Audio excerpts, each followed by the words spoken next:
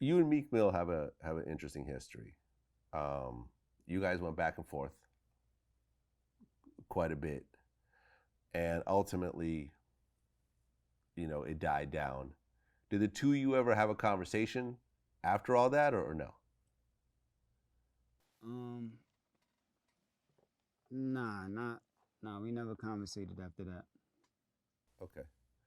How did you feel when he ended up getting locked up for violating his probation for riding a dirt bike and had to kind of sit down for a while and then ultimately got out? Um,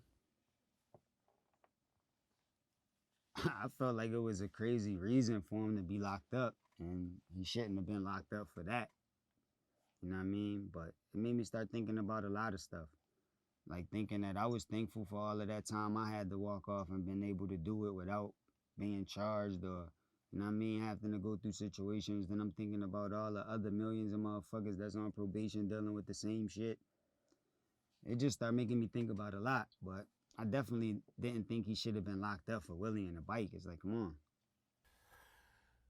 Yeah, man. The whole probation thing is an interesting thing because I think most people jump on it just so they don't have to be in a And cage. then I hear But ignorant people make comments like, well, it wasn't about Willie and the bike, it's about what he first did. And he violated his probation. Yeah, but it be niggas like me that be completely innocent that been on probation for 10 years. So if I would have violated it, which I would have said, he just violated what he did. No, I didn't do it. I shouldn't have been on probation in the first place. So why can I do something to violate a probation I shouldn't have been on anyway?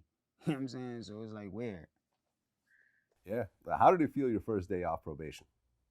I was happy, man. I felt like a weight lifted off my chest, man.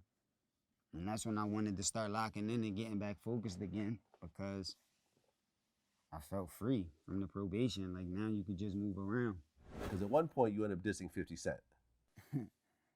Yeah, nah, me and G Unit never had no beef. Like I never even I never had no beef with G Unit. G Unit had beef with other people that I was affiliated with. So you know what I mean? I felt some type of way at that time. Like they was just coming at niggas that was standing right next to me. So that's the reason why you might have seemed like I was coming at them or we had beef, but nothing never happened between us. Like they never did nothing to me. I never did nothing to them. Think we might even only seen each other like once before that. So once or twice before that. So it wasn't no real beef with us. I just felt some type of way because they had beef with the niggas that I was like really fucking with. Like, you know what I'm saying? Fat Joe was calling me out from the beginning of time, throwing me on songs, showing me love from the rip. You know what I'm saying? Jadakiss was nigga, he on my first album. He was like running around with me since the beginning. That's family. It's like Swiss, my family. It's like people that they was going through with was my family at the time. And it's like I felt some type of way. So that's the reason why it went like that. But we didn't have no beef though. All right, because I remember you had done a video where it had a dude that I guess kind of looked like 50 Cent, like squirting oil all over himself, like you know what I'm talking about? Yeah. He was wearing That was like a pink do rag or something. yeah. That's when it was that's in the heat of the action. Okay, so did any of y'all ever talk about it afterwards or anything? Yeah, we got a chance to talk. I actually seen him. It was a long time ago, but it was a concert in Philly. And 50 was performing there, and I was too. A lot of other people too. It was like a powerhouse, like a big concert. So um me and Swiss, we got a chance to go over there. I went in his dressing room. Banks, Yayo, him, uh, Steve Brody, a couple legendary Philly niggas was in there, but we got a chance to bust it up. And he never talked to me before that. I never talked to him because it was never really no real beef. So, you know what I mean? We got a chance to talk about it, exchange a few words. And like I found out at that time in that conversation that we really kind of like minded. Like and our birthdays is a day apart. His is July 6th, I think, and mine is July 7th. But we like minded and he seen that too. Like, you know what I mean? Niggas be ready to go. It don't matter if you got a opponent or somebody that's even seeming more powerful than you. Even if it seemed like you got the short end of the stick and you gonna lose, you still ready to go. Like and you don't be really ready to take shit. So when you got that mentality, it's like, you know what I mean? Different people take it different ways.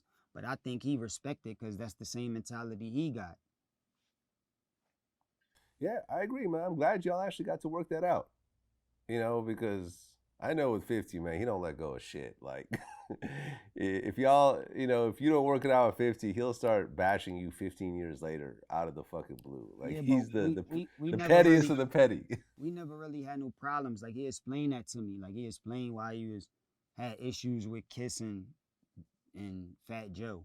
And then he explained that, you know what I mean, he got deeper issues, like real issues with Ja and niggas. Like, I know that, but with me and him, it was never that. Like, you never heard him, like, going on interviews and just constantly, like, dissing me like how he did other niggas because it was never nothing.